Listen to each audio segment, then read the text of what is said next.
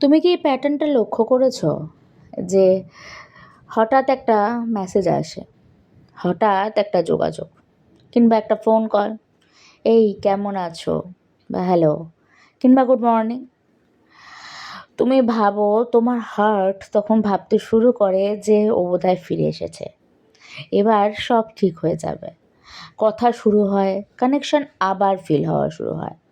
তারপর তারপর আবার সাইলেন্স, আবার ডিস্টেন্স, আবার সেই একই পেন। আর তুমি বসে বসে ভাবছো এটা কি হলো, এটা কেন হচ্ছে। যদি তুমি এই সাইকেলটাতে থাকো তাহলে তুমি টুইন ফ্লেম জার্নির সব থেকে অ্যাডিকটিভ স্টেজে আছো। এই স্টেজটাকে বলা হয় ইন অ্যান্ড আউট বা হট অ্যান্ড কোল্ড ডাইনামিক। আর একটা কথা, এটা কোনো র্যান্ডম ভিডিও নয়, এটা একটা সিরিজ, টুইন ফ্লেম পথ চলা। আজকে এপিসোড 7, যেখানে আমরা বুঝবো ইন অ্যান্ড আউট কীভাবে থাকে, কিভাবে কনফিউশন অ্যাডিকশন হয়ে যায়।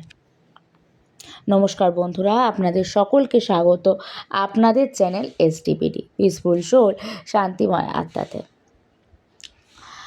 আমরা টুইন ফ্লেম জার্নিতে থাকলে, যখন সেপারেশন ফেজে থাকি, তখন আমাদের সবথেকে বড় প্রায়োরিটি, সবথেকে বড় চাওয়া হয়ে দাঁড়ায় সে যেন একবার যোগাযোগ করে, সে যেন আর একবার ফিরে আসে। আমরা তখন অবধি ভাবি যে ইটস এ নর্মাল ব্রেকআপ, এবং আমরা যদি আরেকটু ঠিক করে এফোর্ট নিতাম তাহলে বোধহয় এটা হতো না। এবং অনেক সময় দেখা যায় অনেক ডিভাইন ফেমিনিনদের ক্ষেত্রে যে তারা তাদের পার্টনার কিন্তু ফিরে আসে।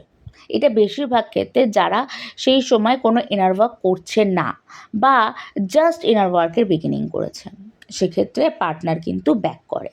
এবং পার্টনার যখন ব্যাক করে তখনই আমরা ভাবতে শুরু করি যে ওকে, তাহলে এবার আমি আমার জার্নির কমপ্লিট করতে পেরেছি। এই যে সারা খারাপ সময়টা ছিল, এই যে দুঃখের ফেজটা ছিল, সেটাকে বোধহয় আমি কাটিয়ে উঠেছি এবং এরপর আর কোনো সমস্যা থাকবে না, এরপর আবার সব ঠিক হয়ে যাবে। হতে পারে কোনো মিসআন্ডারস্ট্যান্ডিং ছিল বা কিছু সমস্যা ছিল যার জন্য সে সেপারেশনে গেছিলো ঠিকই, কিন্তু আর সেটা হবে না বা আর সেটা আমি হতে দেব না।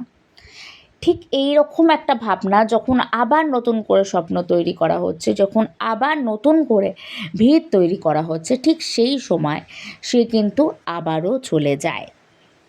এটা একটা লুপের মতন চলতে থাকে। এই লুপটা কীভাবে কাজ করে জানো? বিষয়টা সাইলেন্ট হয়ে গেল, তুমি হার্ট হলে, তুমি এমটি হয়ে গেলে, সেখানে সে সাডেনলি রিটার্ন করলো একটা মেসেজ বা একটা কল। ইমোশনালটা তোমার আবার, ইমোশনাল এনার্জিটা আবার হাই হয়ে গেল, তুমি আবার অ্যালাইভ ফিল করতে শুরু করলে, তোমার হোপ ফিরে এলো। সঙ্গে সঙ্গে তোমার আবার অ্যাটাচমেন্টগুলো আবার নতুন করে শুরু হয়ে গেল, তুমি অ্যাটাচমেন্টগুলোতে আবার ইনভেস্ট করতে শুরু করলে। সঙ্গে সঙ্গে আবার উইথড্রল, আবার দূরে চলে গেল, তুমি ভেঙে পড়লে। তারপর এইভাবেই এই সাইকেলটা কিন্তু রিপিট হতে থাকে, এটাই লুপ। আমি এর আগে তোমাদেরকে বহুবার বলেছি যে টুইন ফ্লেম জার্নিতে লুপ ব্রেক করাটা সব থেকে বেশি ইম্পর্ট্যান্ট। এই পরিস্থিতি যতদিনে আসে ততদিনে সকলেই কিন্তু বুঝতে পারে যে এটা কোনো নর্মাল জার্নি নয়। সকল ডিভাইন ফেমিনিনদের মধ্যে কিন্তু এই অ্যাওয়ারনেসটা চলে আসে।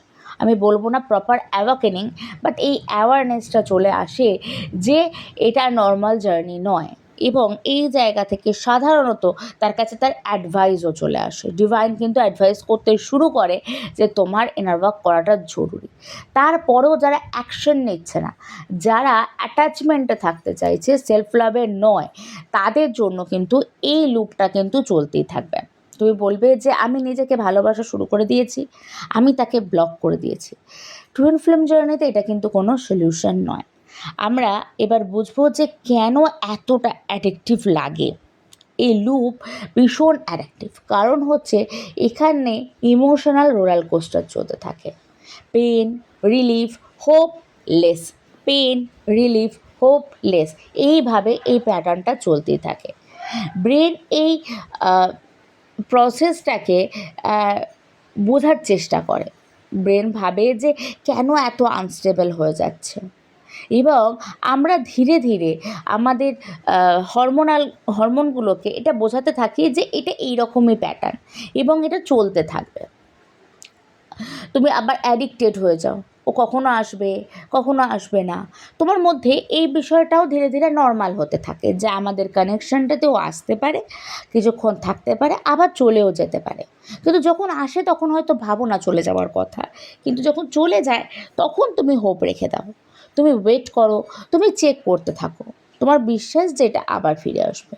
কিন্তু বাস্তব হচ্ছে যে এটা কিন্তু আনকন্ডিশনাল তো দূরের কথা, এটা লাভই না, এটা অ্যাটাচমেন্ট প্লাস ইমোশনাল অ্যাকশন। এই স্টেজেতে আবার রানার চেজার ডাইনামিক আরও ইন্টেন্স হতে শুরু করে। রানার যখন ফিল করে, যখন লোনলি ফিল করে, তখন সে সফট হয়, তখন সে আবার ব্যাক করে। কিন্তু চেজার যখন হোপ বিল্ড করে, যখন আবার অ্যাটাচমেন্ট ডেভেলপ করে, তখন রানার কিন্তু আবার নিজের রানারের কন্ট্রোল পায়। তাই সে চেজারের কন্ট্রোল তখন লুজ হতে থাকে, আবার ইমব্যালেন্স বাড়তে থাকে এবং সে আবারও পালাতে থাকে। এই পুরো পরিস্থিতিটাতে না আবার তোমরা কোথায় যাচ্ছ, তোমরা কিন্তু স্টেজ ব্যাক করছো, তোমরা কিন্তু এগোচ্ছ না।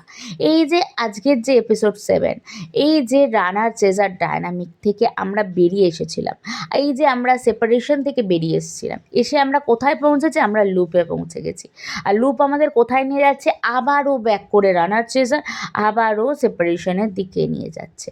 এখানে সব থেকে বড় বিষয় হচ্ছে যতক্ষণ না তুমি এই লুপটা ব্রেক করছো, ততক্ষণ তুমি এর আগে যাওয়ার প্রসেসটা বুঝতেই পারছো না। সব থেকে কঠিন ট্রুথটা শুনতে রেডি হও, ও তোমাকে কনফিউজড করছেই না, তুমি নিজেকে অ্যালাউ করছো কনফিউজড হতে। তুমি জানো প্যাটার্নটা, তবু অ্যাকসেপ্ট করছো, কারণ তুমি হোপ ছাড়তে পারছো না। তুমি রিয়ালিটিতে না, তুমি পসিবিলিটি ধরে বসে আছো। একটা সময় তুমি রিয়েলাইজ করবে ওর রিটার্নের জন্য না, নিজের হ্যাপিনেসের জন্য তুমি ওয়েট করছো। তুমি ওকে না, নিজের ফিলিংটাকে চেস করছো। এই লুপ থেকে বেরোবে কী করে? সব থেকে বড় very very very important part, তোমাকে ইনার ওয়ার্ক করতেই হবে। এই প্যাটার্ন ব্রেক করার জন্য ইনার ওয়ার্ক ইজ কম্পালসারি। তোমরা যদি আমার সাথে ইনার ওয়ার্ক করতে চাও, ইনার ওয়ার্কের নাম্বার, আমার যোগাযোগের নাম্বার ডেসক্রিপশন বক্স এবং পিন কমেন্টে থাকে, সেখান থেকে আমার সঙ্গে যোগাযোগ করতে পারো। এবং অনেক টুইন ফ্লেম, ডিভাইন ফেমিনিন এবং ডিভাইন মাস্কুলিনরা আমার সঙ্গে at a time inner work করে, সেখান থেকে তোমরাও ইনার ওয়ার্কের বেনিফিট নিতে পারো। কিন্তু তারপরেও এখন এই জায়গায় আটকে আছো, প্রথম কী করা দরকার? 1 নম্বর, প্যাটার্নটাকে একসেপ্ট করো, ইলিউশন না রিয়ালিটিটাকে দেখো। রিজেকশনটা বন্ধ করো, ইন্টেন্স রিপ্লাই দেওয়াটা কমাও, বাউন্ডারিজগুলো সেট করো, রেসপেক্ট ছাড়া অ্যাক্সেস দিও না, ইমোশনাল ডিট্যাচমেন্টে এসো, ফিল করো যে অ্যাটাচ হয়ে যেও না, ফোকাস শিফট করো, নিজের লাইফে গ্রোথ রুটিন বানাও। নো চেজিং রুলে থাকো, চেস করা বন্ধ করলেই কিন্তু লুপ ব্রেক হবে। মনে রেখো, এই সাইকেল ব্রেক না করলে তোমার সাইকেল কিন্তু সে ব্রেক করতে থাকবে। তুমি যদি এই লুপে থেকে থাকো, তাহলে নেক্সট স্টেজটা তোমার জন্য ভীষণ ইম্পর্টেন্ট, কারণ এই সাইকেল শেষ হলেই এই শুরু হবে ইমোশনাল ব্রেকডাউন। এবং টুইন ফ্লেম জার্নিতে সবথেকে ডেঞ্জারাস জায়গা হলো যেখানে তুমি চলে যেতে পারো, কিন্তু তারপরেও তুমি সেখানেই থেকে যাও। এটা শুধু একটা ভিডিও নয়, এটা একটা জার্নি। আর আজ তুমি সেই জার্নির এপিসোড 7-এ, ইন অ্যান্ড আউট লুপে। এর পরের এপিসোডে আমরা দেখব কেন তুমি ভেঙে পড়ছো। ডার্ক নাইট স্টেজে চলে যাব। তাই এই সত্যিটা যদি সম্পূর্ণ তুমি জানতে চাও, তাহলে এই সিরিজটা অবশ্যই ফলো করো এবং কমেন্ট করে জানিও তুমি এই লুপ ফেজ পেরিয়ে এসেছো কিনা। আশা করি ভিডিওটা তোমাদের সঙ্গে রেজোনেট হয়েছে। তোমাদের যদি কোনো প্রশ্ন থাকে টুইন ফ্লেম জার্নি রিলেটেড এবং অন্য কিছু রিলেটেড, আমাকে কমেন্ট করতে পারো। এবং আমার সঙ্গে তোমাদের হিলিং জার্নি এবং গাইডেড ইনার ওয়ার্ক তোমরা কিন্তু করতে পারো, এবং যার দ্বারা তোমরা তোমাদের এই লুপ ব্রেক করা এবং জার্নিতে এগিয়ে যাওয়া সমস্ত প্রসেসই খুব সহজে করতে পারবে। আশা করি তোমাদের জন্য এই ভিডিওগুলো হেল্পফুল হচ্ছে। তোমরা দেহ এবং মন থেকে সুস্থ থেকো, নিজেকে ভালোবেসো, সকলকে ভালোবেসো। নমস্কার।